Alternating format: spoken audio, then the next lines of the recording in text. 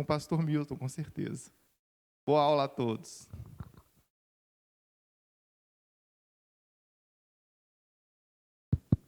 Bom dia, irmãos. Bom dia, irmãos. Achei que eu estava sozinho aqui. Para quebrar o hábito, a gente sempre fica do lado esquerdo, não é mesmo? Vamos ficar aqui, vamos amontoar para o lado direito aqui, a minha direita e esquerda de vocês, só para quebrar um hábito.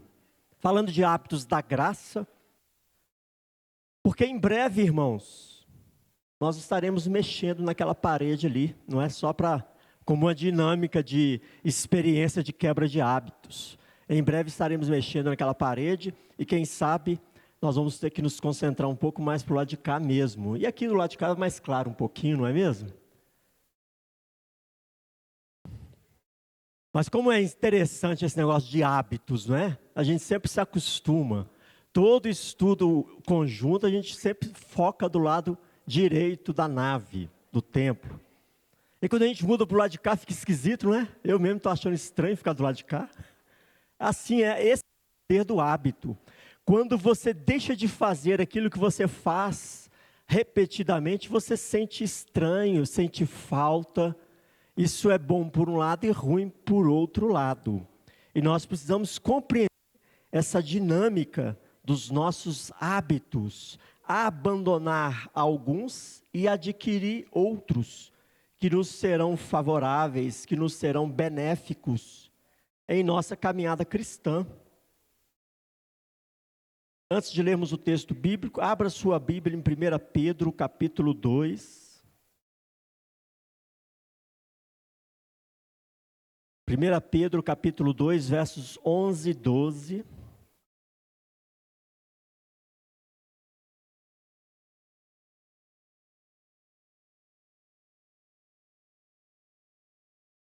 Orientei os irmãos na semana passada, os que aqui estão pela segunda vez, que tragam material de anotação. É de extrema importância anotarmos, adquirirmos esse hábito de anotarmos tudo aquilo que nós estudamos, ouvimos, para podermos assimilar mais e mais.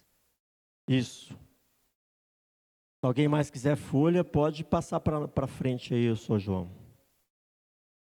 1 Pedro, capítulo 2, versos 11 e 12. Depois nós vamos dar sequência dos versos 15 a 17. Preste bastante atenção nessa leitura. 1 Pedro 2. Eu vou dar uma força aí para você localizar rapidinho. 1 Pedro está depois de Gênesis. Com essa dica você vai achar rapidão, hein? 1 Pedro 2, 11 e 12, depois de 15 a 17. Acompanhe essa leitura e preste bastante atenção na exortação da palavra do Senhor para as nossas vidas. No princípio geral que esse texto traz para nós. Amados, está falando com você mesmo, comigo mesmo, com cada um de nós. Amados, exorto-vos como peregrinos e forasteiros que sois, a vos absterdes das paixões carnais, que fazem guerra contra a alma, mantendo exemplar o vosso procedimento no meio dos gentios, entre aqueles que não são de Cristo, para que naquilo que falam contra vós outros, como de malfeitores, observando em vossas boas obras, glorifiquem a Deus no dia da visitação. 15. Porque assim é a vontade de Deus, que pela prática do bem façais emudecer a ignorância dos insensatos, como livres que sois, não usando todavia a liberdade por pretexto da malícia, mas vivendo como servos de Deus. Tratai todos com honra, amai os irmãos, temei a Deus, honrai o rei. Amém, querido? Feche seus olhos, vamos orar mais uma vez? Pai, graças te damos por esta manhã bendita, por este dia do Senhor. Graças te damos por cada vida que aqui se encontra, cada lar aqui representado. Graças te damos pela tua palavra, que é lâmpada para os nossos pés, luz para os nossos caminhos.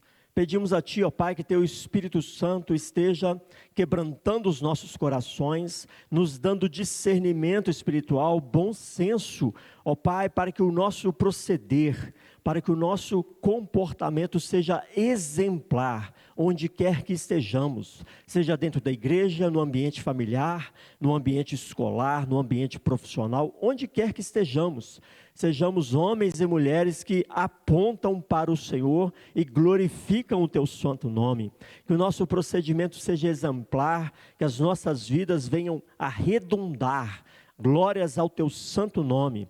Nossas vidas venham, ó Pai, tirar dos lábios daqueles que nos observam louvores ao Senhor. Nós oramos a Ti pela Tua palavra e te pedimos que Teu Espírito Santo esteja comunicando este princípio da graça, que Teu Espírito Santo esteja testificando em nossas consciências a vontade do Senhor, para que em todas as coisas o Senhor seja glorificado em nós e através de nós, em nome de Jesus. Amém, queridos? Glória a Deus. Esse texto fala de procedimento, de comportamento. E o comportamento do cristão tem que ser diferente. O nosso comportamento tem que ser um comportamento que aponte para a glória de Deus, que testifique da glória de Deus e que demonstre e tire, arranque, dos lábios dos outros aquele, como essa pessoa é diferente, como essa pessoa é estranha. Esse tem que ser o comportamento de um cristão, aquele que nada contra a correnteza, aquele que não segue os padrões desse mundo, aquele que não imita os valores e princípios desse mundo, mas aquele que tem um estilo de vida próprio da Jerusalém celestial, um estilo de vida próprio de discípulos de Cristo. Isso por si só já vai realmente nos fazer destacar em nosso reto proceder, em nosso comportamento exemplar. Porque nós vivemos para a glória do nosso Deus, amém, irmãos? E esse texto fala de comportamento, fala de procedimento. E quando a palavra de Deus nos exorta a emudecermos a ignorância dos insensatos, muito mais pelo que nós falamos, é pelo que nós somos e fazemos. Nossas atitudes, nossas escolhas, nossos hábitos, nossos comportamentos precisam ser diferentes. Nós não imitamos a moda desse mundo, nós não imitamos o estilo de vida desse mundo, nós imitamos sim o padrão de Cristo. Como na aula passada, nós vimos que nós temos que imitar a Cristo, o procedimento e o comportamento de Cristo. Não é? E quando nós falamos de imitar, de seguir, de repetir, nós falamos também de hábitos. Hábitos que devemos abandonar e hábitos que nós devemos adquirir. E nós estamos nessa série de estudos, hábitos da graça, que são comportamentos que devemos cultivar, desenvolver, se não temos, adquirir e assim desenvolver, para que o nosso proceder seja sempre um proceder excelente para a glória de Deus. Amém, irmãos? Não é simples, não é fácil, que mudança de hábitos exige intencionalidade, exige consciência, exige esforço. Você vê, uma simples mudança de hábito. Se nós não formos humildes e dispostos o suficiente, nós resistimos a uma sugestão de mudança de hábitos. Nós somos assim, irmãos. Essa é a nossa natureza. E eu preciso compreender a minha natureza orgulhosa, arrogante, insubmissa, medrosa, inquieta e muitas vezes acomodada. Não é assim que nós somos? Eu preciso discernir como eu sou, quem eu sou, para assim avançarmos em sermos mais parecidos com Jesus Cristo. O próprio Jesus disse que não fazia nada que não via o Pai fazer. Nós lemos esse texto na aula passada. Ele se espelhava no procedimento do Pai. E tudo que ele falava do que ele ouvia do Pai. E eu e você, meros discípulos, não vamos caminhar dessa forma? Vamos querer ser diferentes do Mestre? Melhores que o Mestre? Então essa série de estudos, hábitos da graça, para nos levar a essa reflexão de comportamentos que devemos abandonar, comportamentos que devemos adquirir, repetir, porque hábitos são saudáveis, ou melhor, hábitos saudáveis são saudáveis para a nossa saúde espiritual.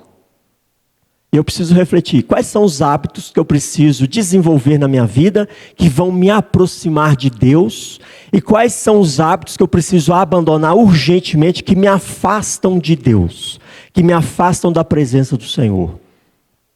Eu preciso entender que eu preciso desenvolver um ritmo de vida que me aproxime de Deus. Isso está dentro dessa esfera de hábitos da graça.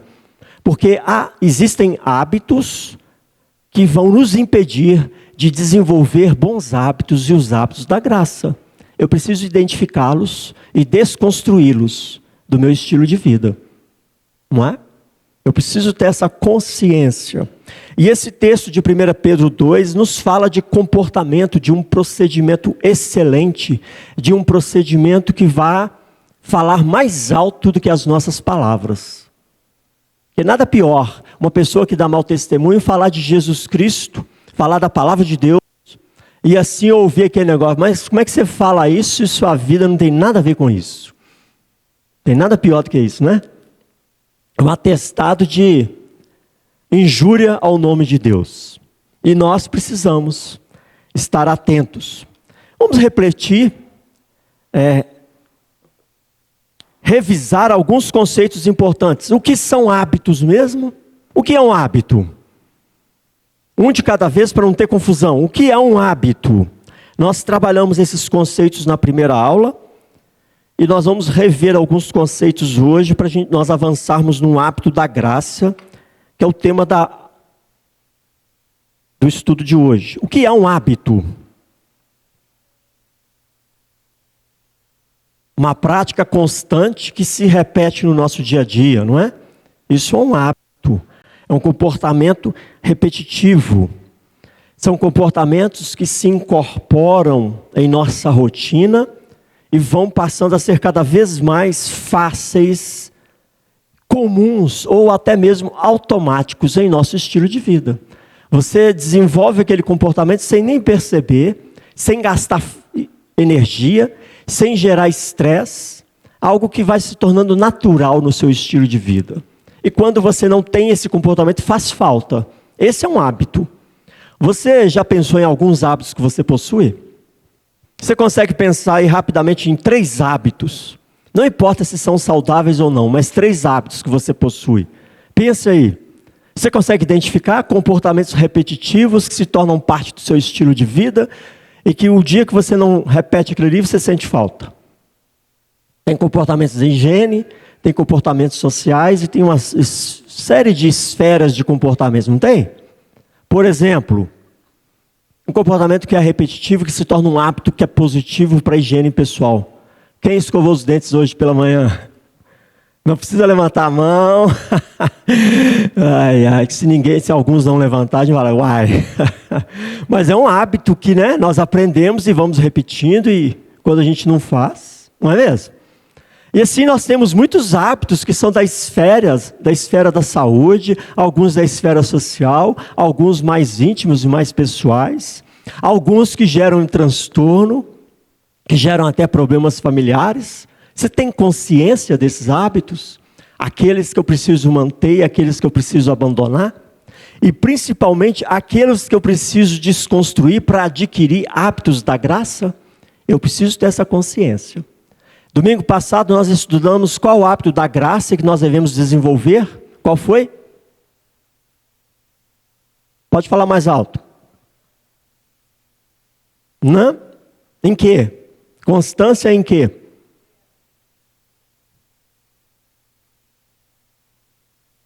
Muito bem, Maria Neres. Constância na meditação das Escrituras é o primeiro hábito da graça que nós estudamos domingo passado. Meditar nas Escrituras precisa se tornar um hábito da graça em nossas vidas.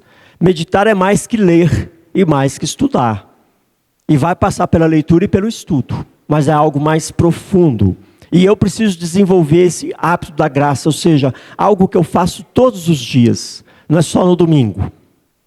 Não é só na escola bíblica, não é só no grupo familiar, é todos os dias da minha vida, porque se torna uma rotina, um hábito da graça no meu estilo de vida. Por que da graça? Porque a palavra de Deus é graça de Deus em nossas vidas. E eu preciso me habituar a cultivar essa meditação nas palavras de Deus. Me alimentar da palavra. Assim como eu tomei um café da manhã hoje. Você tomou café da manhã? Aí não, né? Fala que não tomou café da manhã, não tomou café, nem bebeu água. A água bebeu, né? Assim como a gente bebe água todas as manhãs, toma um cafezinho, faz um lanchinho, eu preciso me alimentar da palavra todos os dias. Sim ou não? Por quê? Porque eu preciso meditar na palavra de Deus todos os dias. Só para rever alguns conceitos da aula anterior. Por que é necessário meditar na palavra de Deus todos os dias? Uma pessoa responda para todos nós em alta voz. Por isso que é bom estar mais próximo. Por quê, irmãos? Sem medo, sem acanhamento. Todos nós estamos aprendendo. Pode falar, Marinha. Muito bem. É a palavra de Deus que vai alimentar a nossa fé. E sem fé é impossível agradar a Deus. É a palavra de Deus que vai modelar o nosso estilo de vida. E se o meu estilo de vida não é transformado pela palavra, ela fica numa instância superficial na minha vida. A palavra de Deus precisa penetrar no fundo da minha consciência e me moldar de dentro para fora, me transformar de dentro para fora. E se não há constância na meditação nessa palavra, não há renovação dos pensamentos, não há transformação de mente. Eu continuo sendo um cristão cheio de hábitos e manias mundanas, cheio de comportamento mundano, cheio de aparência do mundo, porque a palavra não me transformou. Eu preciso ser transformado pela palavra, alinhar a minha vida à palavra de Deus. Amém, queridos? Muito bem. Vamos caminhar mais um pouco. A dinâmica do comportamento, lembram-se disso? Os 3 fatores que fundamentam a dinâmica do nosso comportamento. Quem é que se lembra? E agora é só revendo. Quem é que se lembra quais são os 3 fatores que fundamentam um comportamento ou um hábito a ser desenvolvido? Ninguém lembra? Tá vendo como é que é importante? Sim, a constância faz parte. Mas nós temos lá, quando nós precisamos mudar de hábitos ou adquirir um novo hábito, eu preciso entender a mecânica do meu comportamento. O que normalmente me leva a buscar por algo? Uma motivação, sim ou não? Sim. Todos nós, quando buscamos alguma coisa, nós somos motivados por alguma coisa. E dentro dessa dinâmica do comportamento, a motivação é de extrema importância. Não é? E quando fala de construir novos hábitos, existe um segundo fator que vai de encontro à motivação. Quem é que se lembra qual é o segundo fator? A Vascon falou determinação, a irmã falou disposição, mas tem a ver. Esforço. Você tem uma motivação para conquistar, desenvolver um comportamento, mas ele vai requerer de você um esforço. Sim ou não? Tudo na vida requer esforço, irmãos. Ou seja, eu quero desenvolver o hábito da graça de meditar na palavra de Deus. Motivação, transformação, renovação da mente, parecer mais com Cristo, querer evoluir no conhecimento das Escrituras. Essa é a motivação. Qual é o esforço? Eu preciso separar tempo, eu preciso ler, reler, eu preciso buscar auxílio, eu preciso ter um momento de qualidade. Esses são os esforços envolvidos nesse novo comportamento. E eu preciso de um início, que é o gatilho. Então, irmãos, motivação, esforço, gatilho. Esses são os 3 fatores que vão fundamentar toda a mecânica do nosso comportamento. Imagina isso, não é assim? Você precisou de despertador para levantar hoje cedo? É o gatilho. Algo que vai te disparar, te colocar na linha de largada. Algo que vai nos fazer lembrar que eu preciso desenvolver isso. Então nós temos motivação, esforço e gatilho. Quanto maior a motivação para desenvolver qualquer hábito da graça, maior o sucesso, a chance de sermos bem-sucedidos. Sim ou não? Quanto maior o esforço necessário para desenvolver aquele comportamento, quanto maior o esforço, menor a chance de sucesso. Porque vai demandar muito mais energia e empenho da sua parte. Esforço alto, motivação baixa, fracasso na certa. Motivação alta, esforço baixo, sucesso na certa. Entenderam a dinâmica? Eu preciso compreender isso. Eu não posso esquecer dessa dinâmica do meu comportamento, de quem eu sou, de como eu funciono. A dinâmica é muito importante para que eu possa adquirir bons hábitos, hábitos da graça, porque o hábito ele tem um poder em si mesmo. Ele nos leva a um caminho de excelência. Quando o hábito é saudável e nos aproxima de Deus, ele por si só vai viabilizar a nossa caminhada junto com Deus. Porque é algo natural, algo que faz parte do seu estilo de vida. Você pergunta para uma pessoa, como é que você consegue fazer isso, fulano? Nem sei, faz parte do que eu sou. Não me causa nenhum esforço, porque já é o que eu sou. E o hábito, irmãos, hábitos compõem aquilo que nós somos. Nós muitas vezes somos lembrados por causa dos nossos hábitos. Sim ou não? Você já foi lembrado alguma vez por causa de um hábito que você possui? Então, os hábitos, irmãos, eles fazem parte do que nós somos, de quem nós somos. Eles fazem parte dessa dinâmica de um comportamento por excelência, ou não. Por isso, a necessidade de adquirir hábitos da graça. Então, lembre-se da dinâmica: motivação, esforço, gatilho. São os 3 fatores fundamentais para desconstruir um hábito ruim e adquirir um bom hábito ou um hábito da graça.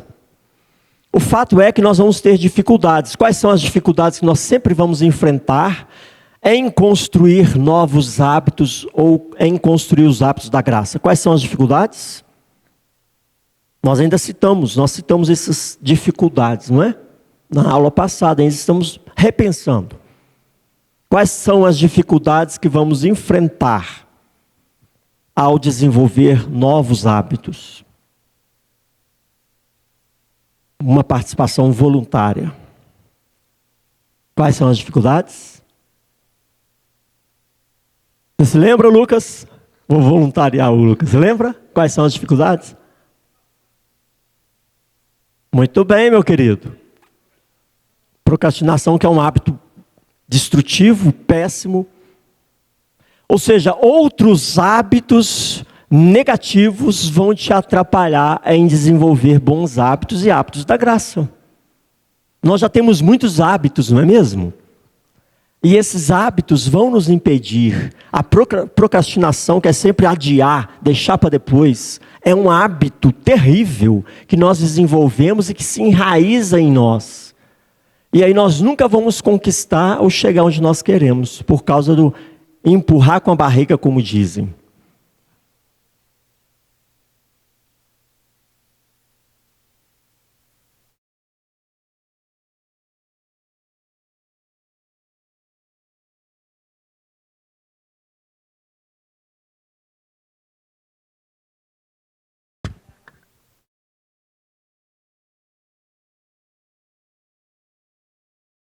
Muito bem, Edna. Disciplina.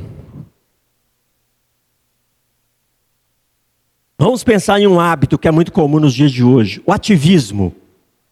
Uma pessoa, quando entra nessa rotina do ativismo, quando não tem atividade, ela fica quase doida, né? Que está sempre querendo fazer alguma coisa. Já entrou naquele hábito que, quando não está desenvolvendo alguma coisa, fica faltando um pedaço dela. O ativismo é um hábito que atrapalha hábitos da graça, porque você jamais vai ter tempo para as coisas que realmente importam. E se eu não tiver disciplina, ou seja, desenvolver um ritmo de vida que me aproxime de Deus, ou seja, um ritmo de vida sóbrio, equilibrado, moderado. Eu não vou ter tempo para ler a Bíblia, eu não vou ter tempo para orar com qualidade, eu não vou ter tempo ou disposição para estar na escola bíblica, porque a semana foi pesada e agora eu vou descansar no dia do Senhor. Não é? Nós precisamos ter essa consciência, irmãos. O hábito do ativismo é terrível. E ele vai consumir muita energia. E vai nos impedir de desenvolver hábitos da graça. Eu quero lembrar aqui uma frase que foi dita por Stephen Covey. Eu citei essa frase no domingo passado e vou repeti-la para os irmãos. Presta atenção nessa frase. Plante um pensamento, colha uma ação. Plante uma ação, colha um hábito. Plante um hábito, colha um caráter. Plante um caráter, colha um destino. Isso tudo tem a ver com o que nós somos, como nós nos desenvolvemos no mundo. E se eu não perceber essas dinâmicas, essas mecânicas do meu próprio funcionamento, eu jamais vou trabalhar e desenvolver uma vida excelente como Deus quer para nós. Para sermos pessoas com excelência, precisamos cultivar hábitos saudáveis, hábitos da graça, com foco naquilo que nós queremos alcançar.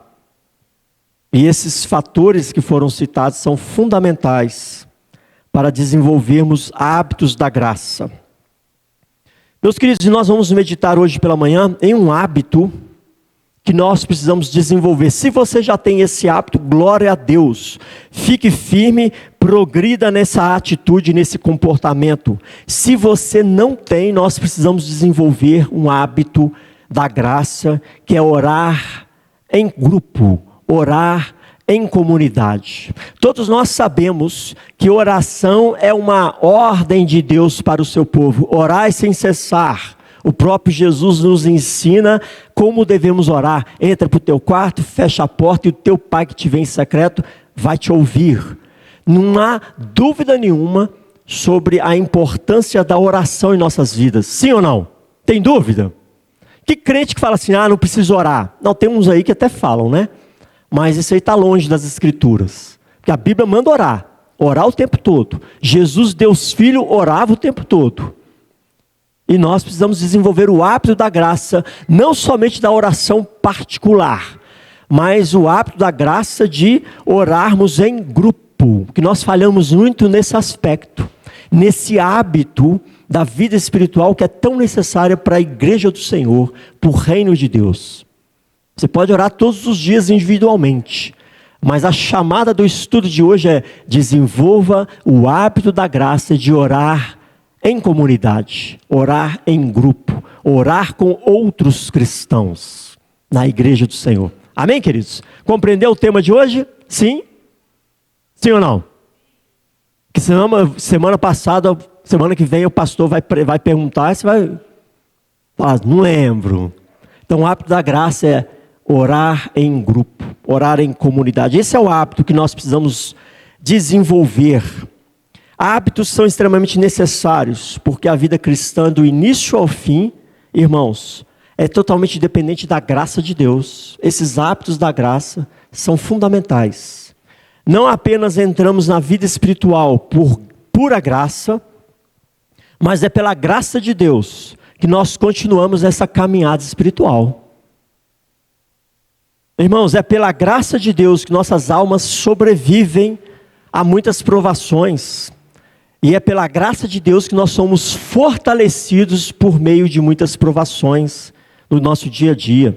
É pela graça de Deus que eu e você alcançamos maturidade espiritual. E por isso, irmãos, a importância dessa série de estudos, hábitos da graça.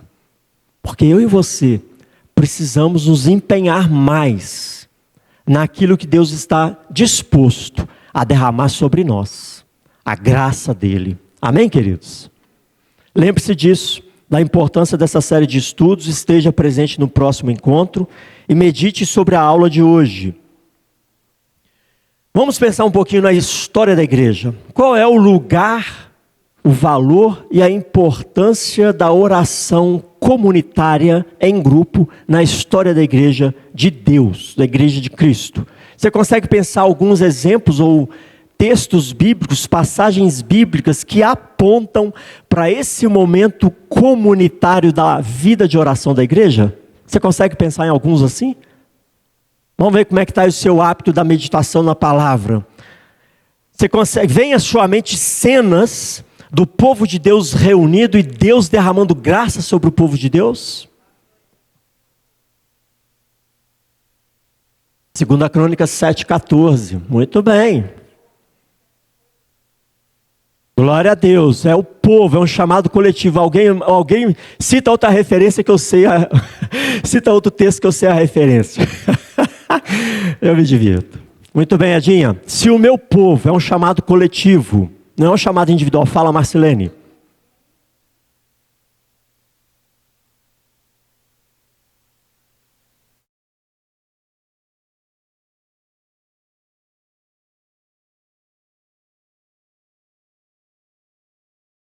Atos 4:31.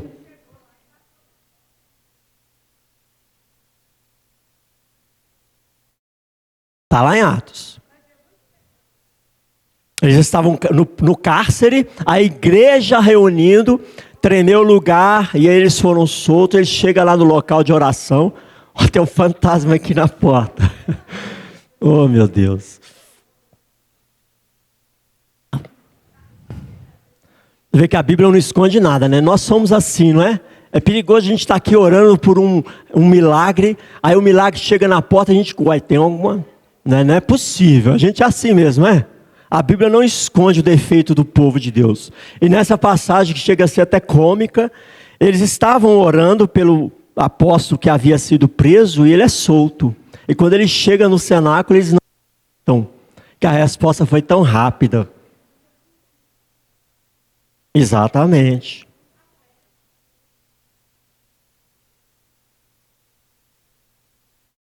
Glória a Deus. Irmãos, entenda o seguinte: orar, a oração particular é fundamental e é outro hábito da graça, mas não é o tema da aula de hoje. O tema da aula de hoje é a oração coletiva, porque nós oramos muito bem individualmente, mas nós falhamos muito na oração coletiva. Haja vista, 18 horas, 5 pessoas na reunião de oração, na igreja com 400 pessoas. Igreja, oração mensal, 10 pessoas. Uma igreja que diz que crê no poder de Deus não pode responder dessa forma, quando é convocada a orar coletivamente. E se há muita tarefa, eu preciso reduzir tarefas para focar no que realmente importa. Se há muito ativismo, muito cansaço, reveja a sua agenda, reveja o seu estilo de vida, se ele não está contrário à sua caminhada com Deus. Esse é o ponto, irmãos. O ponto não é sacrificar aquilo que devemos fazer. O ponto é sacrificar aquilo que não devemos fazer ou aquilo que não nos aproxima de Deus. Essa é a questão. Já parou para pensar nisso? De repente o seu estilo de vida tem te afastado da presença do Senhor? Não tem te aproximado como deveria? Eu não desenvolvo o hábito da graça de meditar diariamente porque não tenho tempo, não tenho energia. Eu não desenvolvo o hábito da graça de orar diariamente porque isso não é saudável, não é agradável, não é prazeroso. Eu não desenvolvo o hábito da graça de orar coletivamente porque a minha agenda está sempre lotada. E eu não vou estar na igreja do Senhor orando com os irmãos, buscando o poder de Deus. E é na congregação dos santos que Deus ordena as suas bênçãos. Nós temos inúmeros testemunhos a esse respeito. Por exemplo, Atos capítulo 4, versos 31 e 32. Abra sua Bíblia. Vou dar outra ajudinha, tá? Antes de Apocalipse. Atos 4, 31 e 32. Eu sou muito generoso, eu ajudo mesmo. Depois de Gênesis, antes de Apocalipse, você acha facinho.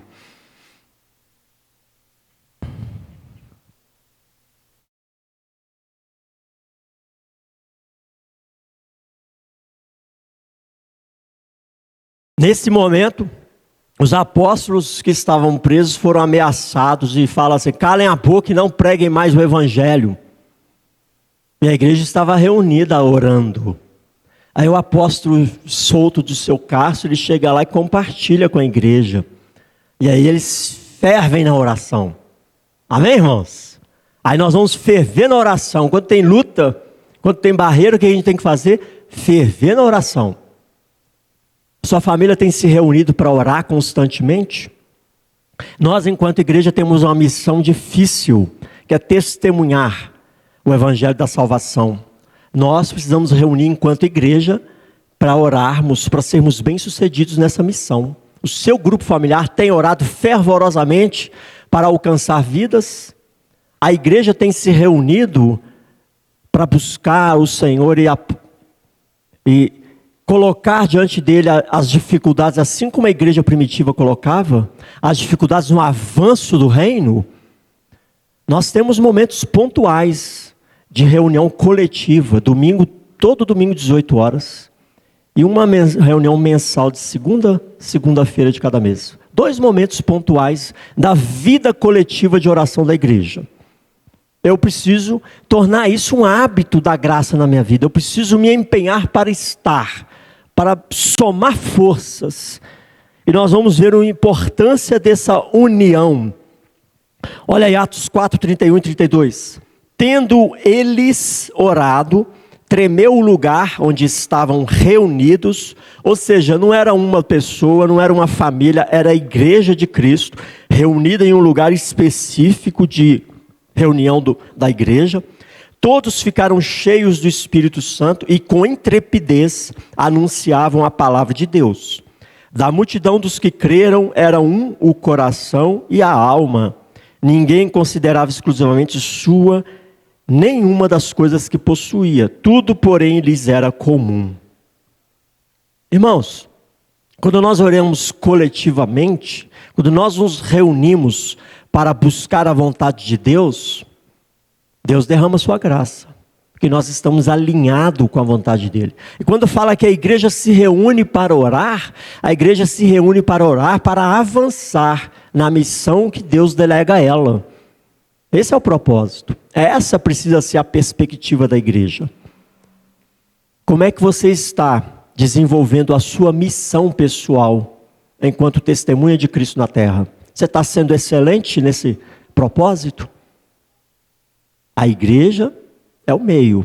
E precisamos unir forças, orar juntos, caminhar juntos, para provocar as mudanças que o Senhor quer que nós provoquemos através do Evangelho.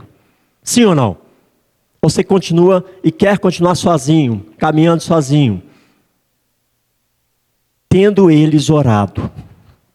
A igreja primitiva cresceu e se desenvolveu através da oração. E todas as vezes que ela se reunia para orar, Deus agia através dela.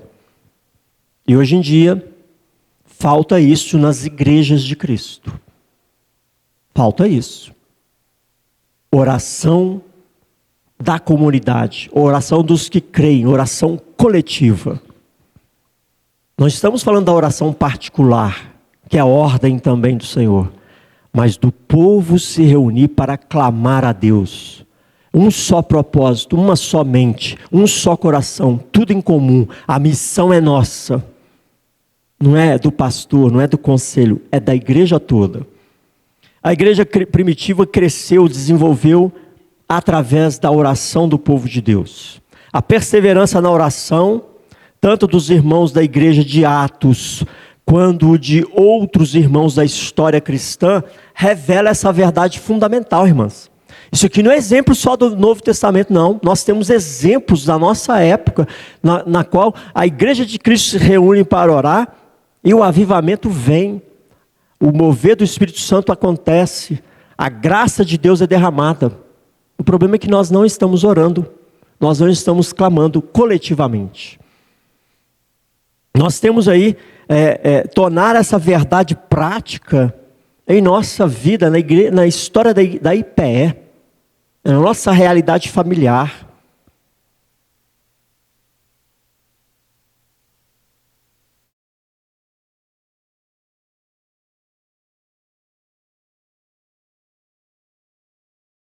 Todo grande mover foi precedido de oração coletiva do povo de Deus. Isso não é só na Bíblia não, irmãos. A prática da oração coletiva dos cristãos é uma das práticas bíblicas mais antigas. E dos relatos bíblicos também, que nós temos inúmeros relatos.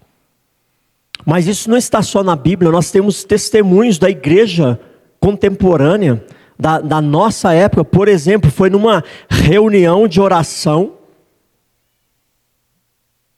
Aí nós temos na Bíblia sobre 120 discípulos e apóstolos, né? Os apóstolos e os discípulos eram em torno de 120 irmãos.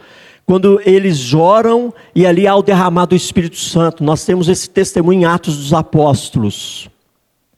Mas também temos testemunhos de que em reuniões de oração, o Espírito Santo visita a igreja do Senhor e aviva a obra do Senhor. Vocês já ouviram falar do testemunho do avivamento que ocorreu na rua Azusa? Quem já ouviu esse testemunho? A igreja do Senhor, pouquíssimos, né? Nós precisamos ler mais sobre os testemunhos missionários, a igreja em ação. Quando a igreja estava reunida orando, houve um enorme avivamento. À medida que as pessoas passavam na rua, elas se quebrantavam em choro e pranto, reconhecendo os pecados e entrando para a igreja, confessando pecados. A igreja estava coletivamente orando. Testemunhos contemporâneos. Não é da época dos apóstolos, é bem depois. Nós temos aí esse testemunho que aconteceu do avivamento na Inglaterra. Na Inglaterra houve um grande avivamento, porque a igreja estava em oração. Nós temos incontáveis histórias de conversões, curas, milagres, prodígios, de quando a igreja se reúne para orar, Deus responde. A igreja tem se reunido? Se o meu povo, que se chama pelo meu nome, se humilhar e orar e buscar, então eu ouvirei dos céus, não é?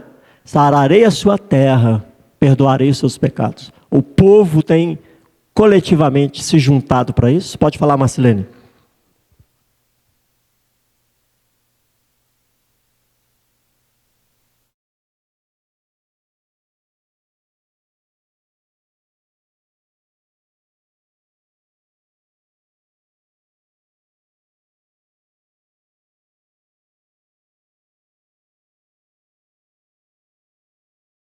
Glória a Deus. Esse é um testemunho da IPE. Quando a IPE se reunia na SEB, ao lado não era a igreja batista, era um lugar de jogos, não é? Cassino. A igreja se reuniu para Deus mudar aquilo ali para virar uma igreja. E até hoje é uma igreja, né?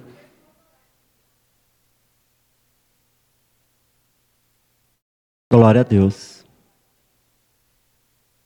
Irmãos, testemunhos nós temos muitos. Deus respondendo a oração coletiva do povo. Você quer escrever a história ou você quer só ouvir a respeito da história? Pode falar, Magnólia.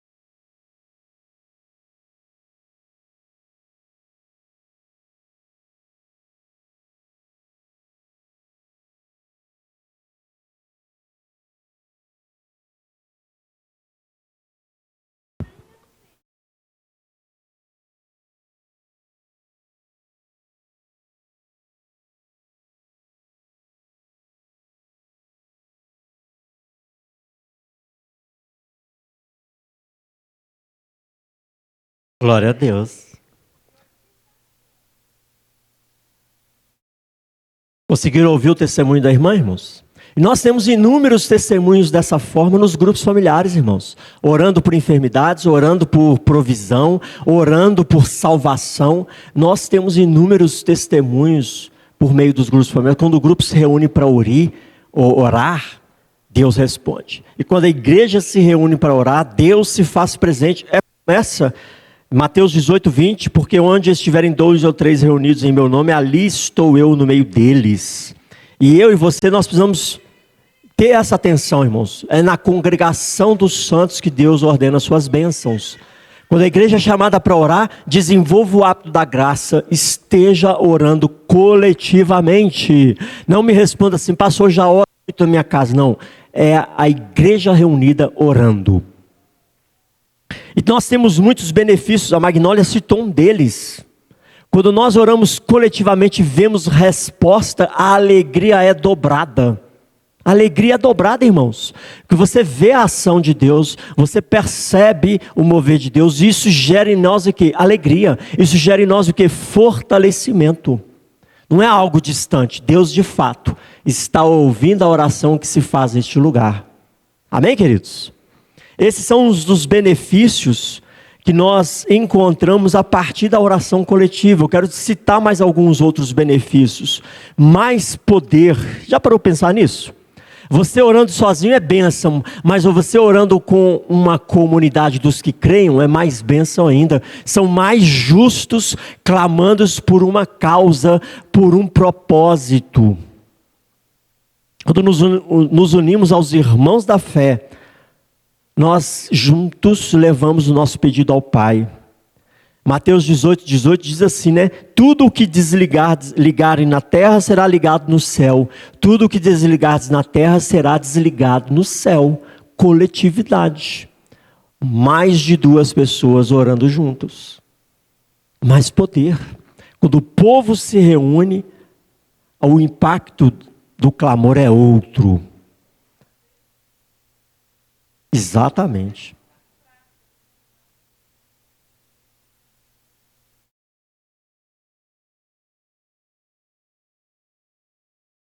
Sim.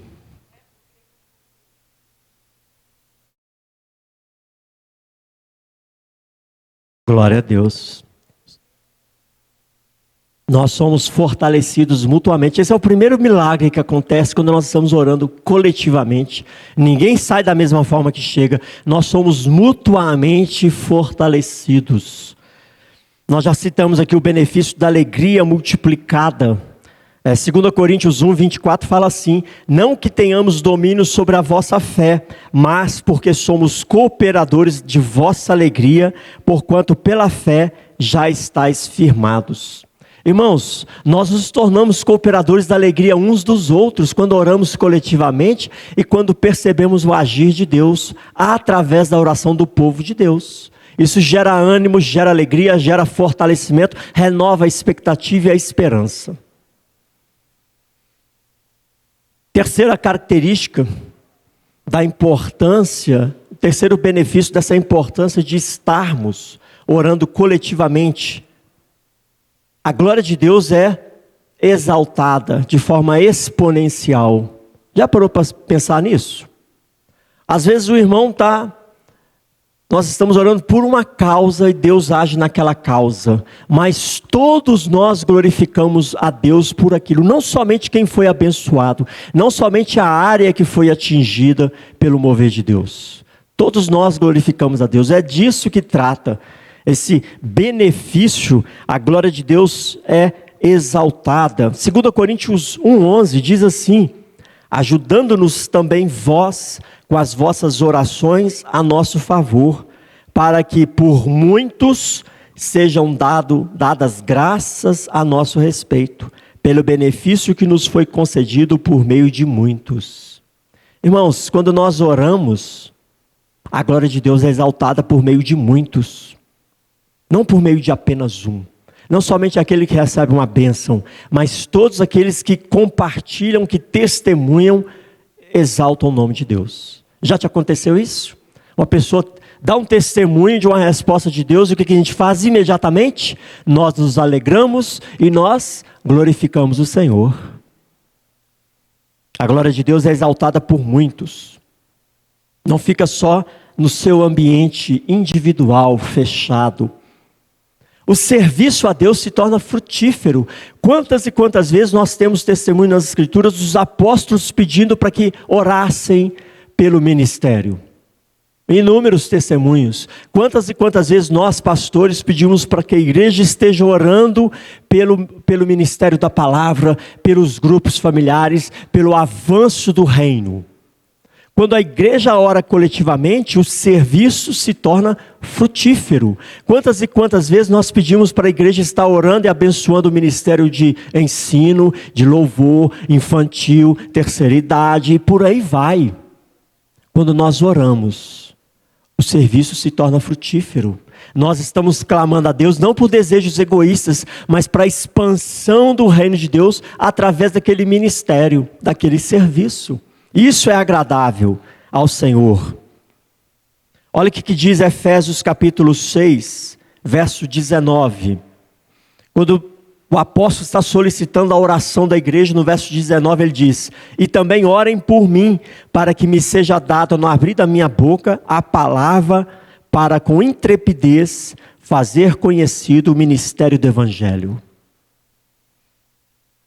As suas orações, elas tornam o ministério, o serviço a Cristo, frutífero.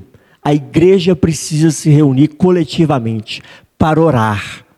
Orar pelo quê nesse aspecto? Orar pelo próprio empenho da igreja em servir a Cristo. Orar para o ministério dos irmãos seja frutífero e cresça, aconteça e impacte vidas. Já pensou? Nós estamos orando por essa causa e vidas estão sendo salvas, porque os servos de Deus estão sendo efetivos e eficientes na obra do Senhor. Oração do povo de Deus. A oração coletiva provoca também, irmãos, unidade. Não tem nada melhor do que uma vida coletiva de oração para conhecer o irmão. Sim ou não? Você me olha aqui para mim, acha que está tudo bem com o pastor Milton, né? Aí chega na reunião de oração, o pastor Milton fala: ora pela minha saúde nisso, né? Não é mesmo, pastor? Nem parece. É assim mesmo, não é? Ela gera unidade, gera comunhão, porque é ali no momento de oração que nós realmente abrimos o coração para aquilo que nós precisamos diante de Deus. Orar juntos vai levantar as coisas mais significativas que podemos fazer em grupo. E isso vai cultivar, vai desenvolver a unidade da igreja. Atos 1,14 diz assim: todos estes perseveraram unânimes em oração com as mulheres, com Maria, mãe de Jesus, e com os irmãos dele. Ou seja, nós precisamos perseverar juntos em oração, irmãos. Aqui no texto fala daqueles momentos de dificuldade, aqueles momentos de expectativa, e eles estavam perseverando juntos. E nós muitas vezes abrimos mão desse poder de Deus que é derramado sobre a coletividade, porque não temos tempo ou energia para isso. E orar, irmãos, não é natural, é difícil, é complicado e é antinatural.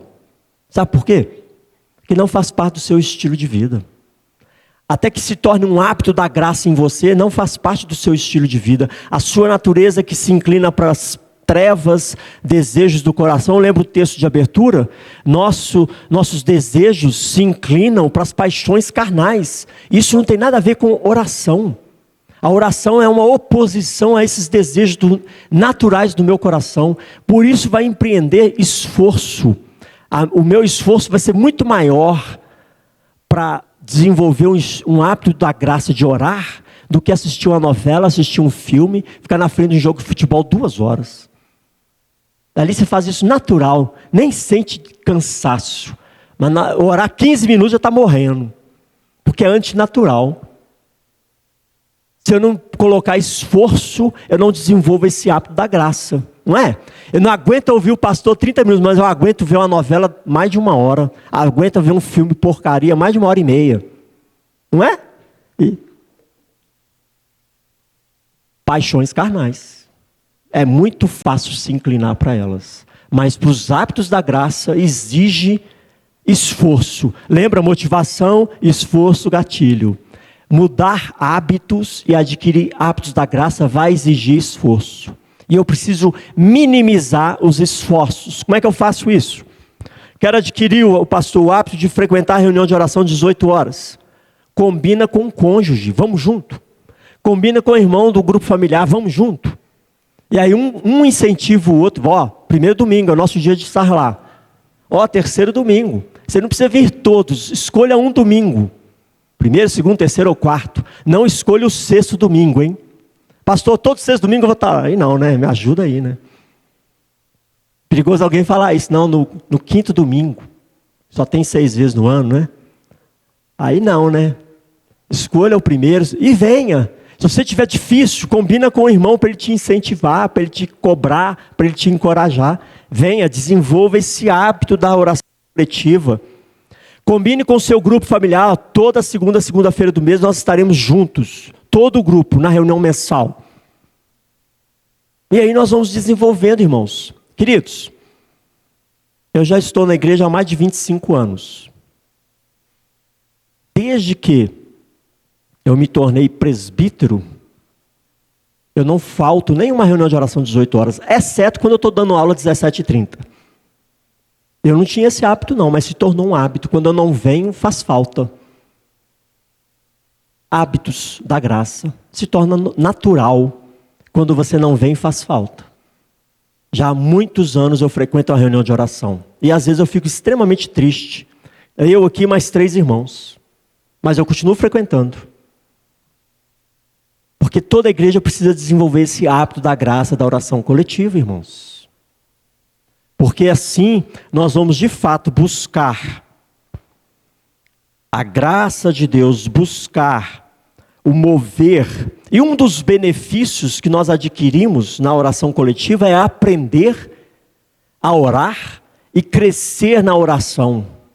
Muitas vezes nós não sabemos orar, nós não sabemos como nos dirigir, e quando nós estamos participando de uma reunião coletiva, nós observamos, e nós temos essa facilidade de observar e aprender com a observação, né? Aprender com o outro. Nós vamos desenvolvendo capacidades, e nós vamos desenvolvendo o nosso próprio estilo de oração, não é?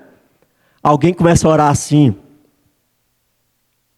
Senhor, nós nos colocamos na Tua presença. Aí você passa a perceber e começa até a usar essa expressão. Ou alguém começa a dizer assim: porque o Senhor é o único digno de toda adoração e glória. Aí você percebe, realmente, Deus é o único. E aí você começa até a falar a mesma coisa. Nós adquirimos características uns dos outros, que sejam características positivas e não negativas. Hábitos da graça. Oração coletiva nos move a um crescimento na nossa oração pessoal. Nos louvores, nas petições, na gratidão, na fé. A fé se robustece, se fortalece com o testemunho dos irmãos, com a presença dos irmãos. Isso tudo nos impacta positivamente. Mais um benefício desse hábito da graça, nós vamos conhecer melhor a Jesus Cristo. A oração coletiva nos deixa mais próximos do Senhor. O maior benefício em orarmos juntos é que conhecemos melhor a Jesus Cristo quando oramos em seu nome, em companhia de outros. Nosso ponto de vista, a nossa perspectiva ainda é muito limitada. Mas quando nós começamos a realmente orarmos juntos e percebemos o agir de Deus através da oração do povo de Deus, nós percebemos que o Senhor é conosco, o Senhor está em nosso meio. Aquela palavra de próprio Jesus que diz: estarei convosco, não é teoria, é prática. Nós percebemos e possamos sentir o mover do Espírito Santo, o toque do Espírito Santo, o agir do Espírito Santo. Isso tudo, irmãos, não é sozinho, num ambiente particular. Às vezes acontece, mas acontece com muito mais frequência numa oração coletiva, com muito mais frequência num ambiente coletivo. Eu já tive inúmeras experiências individuais na minha oração particular, mas acontecem com muito mais frequência no momento coletivo, quando o povo de Deus se reúne para orar a Deus com um só coração, uma só mente. O grande propósito da oração, irmãos, não é obter coisas, mas é obter Deus em nós, a presença de Deus em nós. É desenvolvermos esse relacionamento íntimo, de confiança. Esse benefício por si só é mais do que suficiente para nos motivarmos a estarmos juntos orando ao Senhor. Para concluir, eu quero citar aqui uma frase de um grande teólogo canadense, James Inel Packer, ou James Packer, que ele diz assim: os homens que conhecem a seu Deus são antes de tudo homens de oração.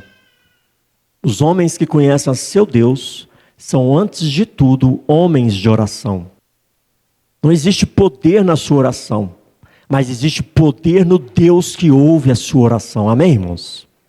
E eu preciso compreender isso, eu preciso fazer uso dessa dinâmica da oração coletiva, povo de Deus, para que de fato possamos desenvolver a obra do Senhor na terra. Para Deus não importa o número de palavras que nós falamos, a forma como nós falamos. O que importa é derramarmos os nossos corações, estarmos juntos como um só povo, uma só família, caminhando num só sentido, rumo a um único alvo. Esse é o propósito da comunidade se reunir para orar. E negligenciar a oração coletiva é suprimir o poder e a autoridade de Deus em nosso meio. O poder e a autoridade que Ele delega e que nos chama: orem a mim, se o meu povo, que se chama pelo meu nome, se humilhar e me buscar de todo o seu coração. É suprimir esse poder, é suprimir esses benefícios. Diante disso, meu querido e minha querida, valorize. Valorize as oportunidades que a igreja se reúne para orar. Valorize e foque em especial nesse ato da graça, que é desenvolver a oração coletiva. O povo de Deus se junta na igreja, na casa do Senhor, para orar, para colocar as suas necessidades, sejam elas da igreja ou familiares, para colocar a causa do evangelho, para buscar capacitação e fortalecimento. E Deus responde. Deus não nega aos filhos que clamam. O problema é que muitas vezes nós negligenciamos esse privilégio que temos de orar coletivamente. Amém, queridos? Então pense consigo. Faça aí um propósito pessoal.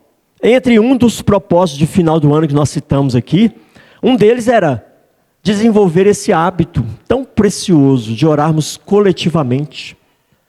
Não precise tomar uma overdose de oração e vir todos os domingos, mas comece vindo pelo menos um domingo por mês. E vá desenvolvendo, vá crescendo. Esteja firme no seu grupo familiar, no momento de oração do grupo familiar, e insista para que esse momento aconteça. Porque nós vimos o mover de Deus, o agir de Deus, através das orações do povo de Deus. Amém, queridos? Feche seus olhos. Reflitam isso. Que hábitos têm te impedido de estar numa oração coletiva da igreja? Em que o seu ritmo de vida precisa ser mudado, alterado, para que você tenha condições de estar em uma reunião de oração de 18 horas, uma reunião mensal de oração. Faça essa reflexão seriamente. Assuma um compromisso com você mesmo, não é com Deus, não, é com você mesmo. E cresça nesse hábito da graça de orar coletivamente. Ore ao Senhor, faça uma oração silenciosa. Daqui a pouquinho nós vamos quebrar o silêncio, encerrando esse momento.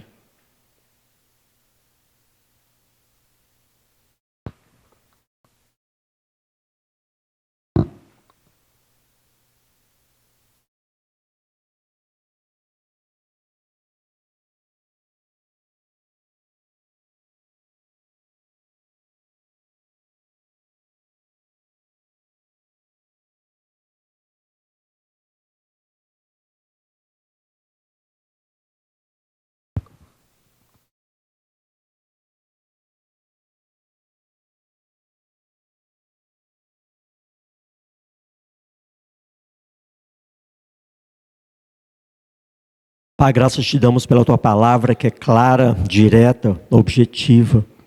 Graças te damos por esse estudo desta manhã, que teu Espírito Santo esteja aplicando estes princípios em nossas mentes e corações que são tão falhos e superficiais, não guardamos, não nos lembramos daquilo que realmente importa, mas que seja o teu Espírito Santo aplicando estes princípios e valores do teu reino em nossas consciências, para que possamos nos lembrar, para que possamos nos automotivar nesse propósito, ó Pai, de orarmos coletivamente, de estarmos juntos como um só povo, clamando ao Senhor, o nosso Deus. Que o Senhor esteja abençoando os teus filhos e filhas, nos dando discernimento espiritual, de rotinas de vida que nos afastam desse momento comunitário, desse momento coletivo. Abra os nossos olhos espirituais e muda os nossos corações para que possamos de fato desejar, ansiar por esse momento de oração, seja particular e principalmente coletivo, que a igreja do Senhor possa se reunir para orar, para buscar ao Senhor, e que o Senhor, ó Pai, continue correspondendo às nossas petições, correspondendo a essas expectativas bíblicas, que o Senhor falte ao Pai em nossas orações, mas que em todas elas possamos perceber a Tua graça e a Tua misericórdia prontamente derramada sobre nós. Nós oramos e louvamos ao Senhor em nome de Jesus. Amém, queridos? Antes de nos despedirmos, vamos ficar de pé.